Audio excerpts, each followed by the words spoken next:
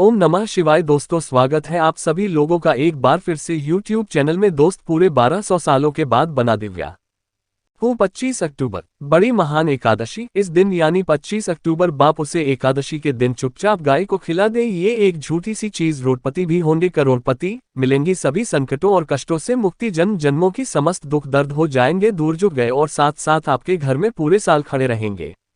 अन्न धन के पास आपकी साथ पूछते तक करेंगे। रुपयों पैसों कर रहा है साथ, वीडियो तक वैन से बढ़ता चला जाएगा। सभी दुख सभी पाप जो भी ट्रस्ट है जीवन से, समस्त दुख दर्द दुष्ट पाप दूर हो जाएगी और सभी सुख आपके कदमों में या देंगे। भगवान विष्णु जी यो स्मृति देवी देवता को धारण करने वाली कोई माता की भी कृपा को प्राप्त हो जाएगी। इतने दुर्लभ संयोग में इस बार पाप 25 अक्टूबर। बता दे, समस्त पापों से जाने अनजाने में जो भी आपसे पाप हो गए उन सभी से भी छुटकारा पाना चाहते हैं और गरीबी को अपने जीवन से तत्काल मिटाना चाहते हैं और सभी सुख सुविधाओं की आपको प्राप्ति हो, इस प्रकार कामना चाहते हो तो दोस्तों ये वीडियो को बंद कर देना। पूरे वीडियो देखा, बहुत ही लाभ देने वाली वीडियो है।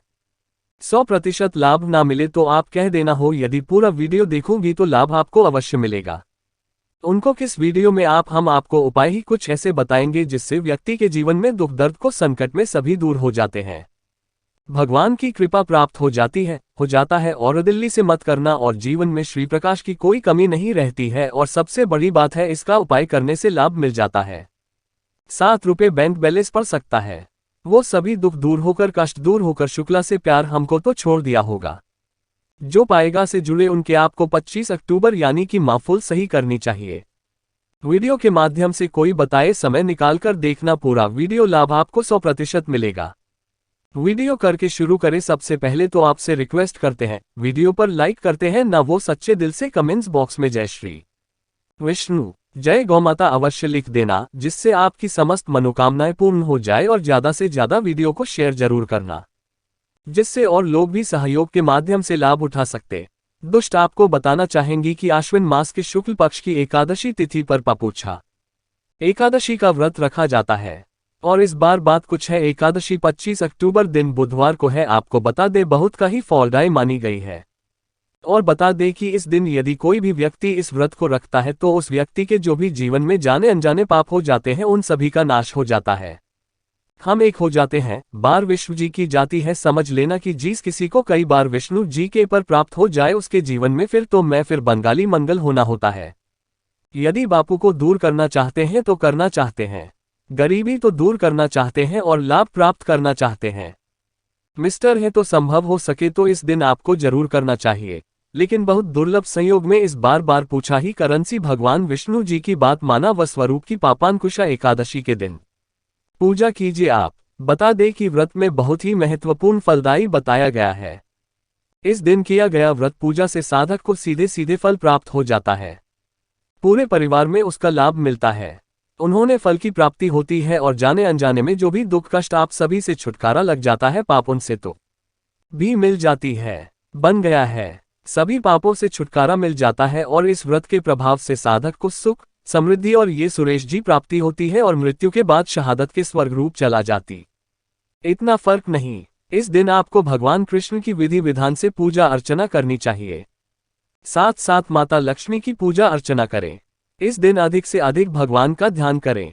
विष्णु जी के मंत्रों का जाप करते हैं और इस दिन यथाशक्ति सामर्थ्य के अनुसार आपको अन्न धन वस्त्र का दान जरूर देना चाहिए, क्योंकि फलदायी माना गया है। और अपनी यथाशक्ति के अनुसार ब्राह्मणों को भोजन कराएं तो हम दक्षिणा देकर आशीर्वाद ने आपको भगवान विष्णु जी बहुत प्रसन्न हो जाते हो। और साथ के साथ और बात करें इस दिन ही बाप उसे एकादशी के दिन किए जाने वाले उपायों के बारे में के लिए भी आप करते हो तो आपको समस्त पाप जो नहीं मिलेगा छुटकारा मिलेगा के साथ साथ गरीबी शराब दीजिए, सभी दुख कष्ट दूर का सूखा मिलकर भूमि जाएगी और 7 दिनों तक बैंक बैलेंस बढ़ता चला जाएगा।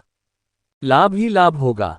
चारों की सबसे तो कौन कौन से उपाय है कि पूरा वीडियो देखना। पूरा वीडियो देखोगे 2 लाख मिलेगा। उपायों को ध्यान से समझना, जिस प्रकार बताए उसी प्रकार से उपाय करेंगे तो लाभ। चलिए शुरू कर दिया। एक फोन कॉल शुभाम बुक करनी चाहिए। सी के दिन गाय सुनिए दोस्तों, सनातन परंपरा में गाय गंगा और गायत्री का बहुत ज्यादा धार्मिक महत्व है। मान्यता है कि वो माता के शरीर पर 33 कोटि देवी देवताओं का वास होता है। गोमाता की सेवा पूजा करने वाले जातक पर दिन सभी देवी देवताओं की कृपा बरसती है। गुरु सेवा से ना सिर्फ इस जन्म के बल्कि पूर्व जन्म के भी दोस्त दूर हो जाते हैं। प्रत्येक सुबह जब आपके घर में भोजन बनना प्रारंभ हो तो सबसे पहले बनाई गई को आप माता के नाम से निकाल दें और भोजन करने से दूर तू माता को इस रोटी को खिलाएंगे। यदि संभव हो तो काली गाय को खिलाएं।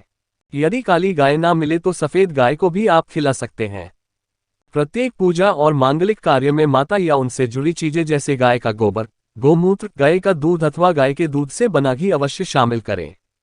इससे आपको बहू की प्राप्ति होगी। सनातन परंपरा के अनुसार जिसे घर में गाय होती है तो उसे घर से जुड़े सभी वास्तु दोष स्वतः ही समाप्त हो जाते हैं। किसी भी पूजा में गाय से प्राप्त पंचांग में युक्त का उपयोग अवश्य शामिल करें कि पंचगव्य के बिना कोई भी पूजा पाठ और हवन सफल नहीं होता। कृपा पाने के लिए प्रतिदिन, सप्ताह और महीने में ही परिवार सहित एक बार वो साला जाने का नियम जरूर बनाएं और वहां गायों को हरा चारा जरूर खिलाएं। इससे आपको शुभ फलों की प्राप्ति होगी और साथ ही साथ वो सेवा और वो पूजा से हो जाते हैं और इनसे जुड़े 200 का निदान हो जाता है। गर्मियों में को पानी पिलाए और सर्दी में गोमाता को गुड़ अवश्य खिलाए हो। ध्यान रखें कि गर्मियों में गाय को गुड़ ना खिलाए। अनेक देवी देवताओं तो अपने शरीर पर धारण करने वाली तो माता से जुड़े कई शोध पर अशोक भी होते हैं। मसलन गाय का दूध दोहाते समय यदि गाय ठोकर मार दी और सारा दूध बिखर जाए तो अपशगुन होता है। यदि कोई यात्रा पर निकल रहा हो और गाय अपने बछड़े को दूध पिलाती सामने आ जाए तो निश्चित रूप से जिस यात्रा के लिए आप निकले हैं वे यात्रा आपके लिए अवश्य सफल होगी और वह काम जिसके लिए आप निकले हैं वे अवश्य ही पूर्ण होगा। यात्रा पर जाते समय बाइक, गाय की आवाज आना और रात्रि में गाय की हुंकार करना भी शुरू होता है। दोस्तों, साथ ही साथ गाय के साथ आप भूलकर भी ये काम न करें, अन्यथा मिलता है घोर नरक और जीवन भर की परेशानियां चाहिए। दोस्त, गाय को राष्ट्रीय पशु बनाए जाने और इन्हें मौलिक अधिकार दिए जाने की बात हो रही है तो सवाल उठता है कि गाय जब भारतीय संस्कृति का अहम हिस्सा है तब भी गाय के साथ लोग खराब व्यवहार कैसे कर लेते हैं। गाय दर दर भटकती रहती है, हर पेट इन्हें चारा तक लोग नहीं देते। गाय जब तक दूध देती रहती है तो उनकी सेवा होती है और जैसे ही दूध देना बंद कर देती है तो लोग इन्हें उनकी किस्मत पर छोड़ देते हैं, सड़कों पर और गलियों में भटकने के लिए। ऐसे में गोवंशी जीवों को कोई डंडे से मारता है तो कोई उन पर पानी डाल देता है। दबी वाहनों से इन्हें ठोकर लग जाती है तो कभी बीमार होकर बेचारी ये गाय दम तोड़ देती है। ऐसे में जरूरत है इन बातों को जानने की कि गाय को लेकर शास्त्रों में क्या कहा गया है, गाय के साथ आपको कैसा व्यवहार करना चाहिए। या दोस्तों, गाय को कभी भी मारना पीटना नहीं चाहिए। शास्त्रों में गाय को माता का दर्जा दिया गया है। गाय को मारने पीटने वाला माता को मारने पीटने वाले के समान पाप का भागी माना जाता है। ऐसे घर को नरक लोक में वर्षों तक कष्ट भोगना पड़ता है। अगले जन्म पशु तारांकन में मिलता है। कथा है कि गौतम मुनि ने गलती से गाय को डंडा मार दिया था, जिससे गाय की मृत्यु हो गई थी और इस पाप से मुक्ति के लिए इन्हें वर्षों तक तपस्या करनी पड़ी। भगवान श्री कृष्ण जी ने पहले शुरुआत में आये का वध कर दिया था, जिससे मुक्ति के लिए श्री कृष्ण को संपूर्ण को एक कुंड में बुलाना पड़ा और इस कुंड में स्नान से वह पाप मुक्त हो गई थी।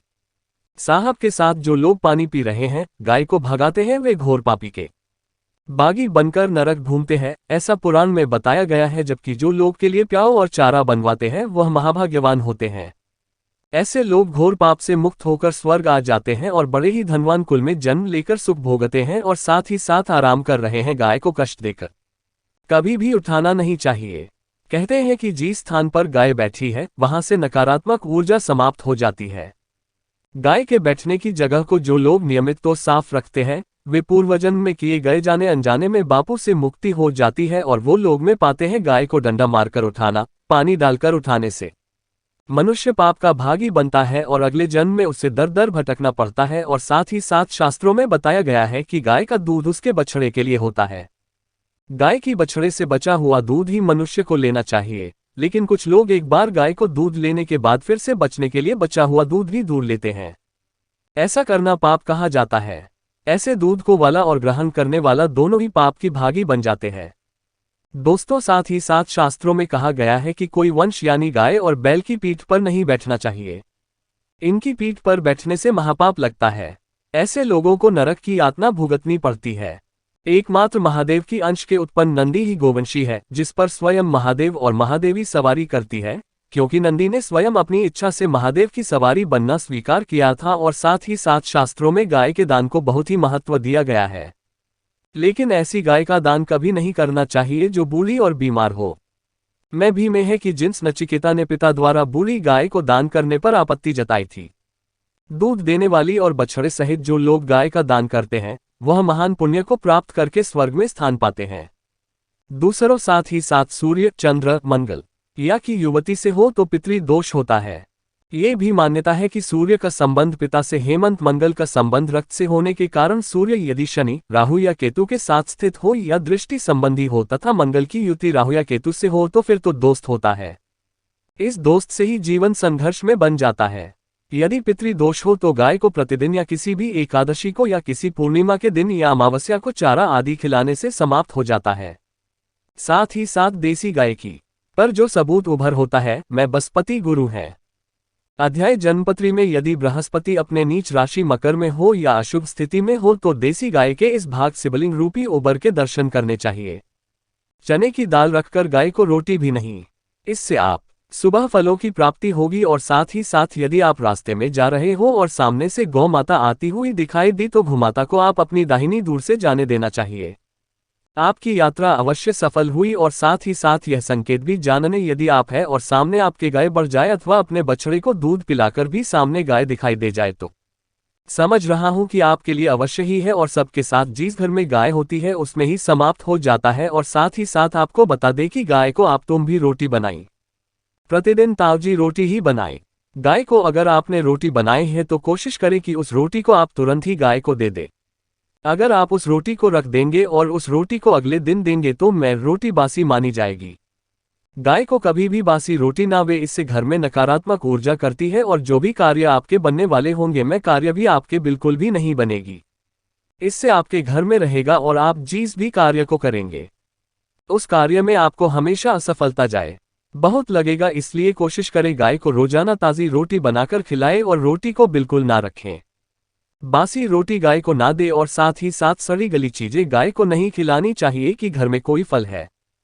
हो सकती है सच्चाई को लोग क्या करते हैं, गाय को खिला देते हैं। नहीं, ऐसा नहीं करना चाहिए। ऐसा करने से यदि आप गाय को खिलाती है तो और आप आपके भागी बन जाते हैं। आप बिल्कुल भी सड़ी गली चीजें गाय को ना खिलाएं और साथ ही साथ आप आटे की लोया बनाकर उनके ऊपर हल्दी लगाएं, जिसके बाद आप उन गाड़ियों को एक एक करके गाय को खिलाएं। प्रत्येक लोगों को खिलाफ के समय गाय के सिरों पर आप हाथ मेरे मिनट पर हाथ फेरें। माता गाय की आप चरणों को स्पष्ट करें। ऐसा करने से आपके समस्त कार्य बनने लगेंगे। जो दुख का समय चल रहा है वे भी आपके जीवन में खुशी होगी। और एक बार आप 7 बार गई थी तो आपके समझ दिखा रहे हैं होंगी। और साथ ही साथ आप गाय को जब भी रोटी गई रोटी पर या तो आप थोड़ी हल्दी लगा ली या थोड़ा थोड़ा रख ले। अगर गुड़ ना हो तो अब थोड़ा मिश्री रख सकती है, थोड़ा घी रख सकते हैं या 2 तो गायब हो। कभी भी सूखी रोटी ना खिलाए। सूखी का मतलब गाय क्यों तो रोटी रखे की लाइन उस पर कुछ ना कुछ रख करके लाए, हल्दी रख लिया, श्री गई। अब जो भी मतलब खाली रोटी नहीं खिलानी है। बिहार इस बात पर रखें जब भी आपको रोटी प्राप्ति होगी। या दोस्तों ये तो एक गाय से जुड़े कुछ महत्वपूर्ण उपाय, कुछ बातें जिन्हें आपको ध्यान में जरूर रखना चाहिए। या तो उसको वीडियो अच्छी लगी हो तो वीडियो को लाइक करें ज़्यादा से ज़्यादा।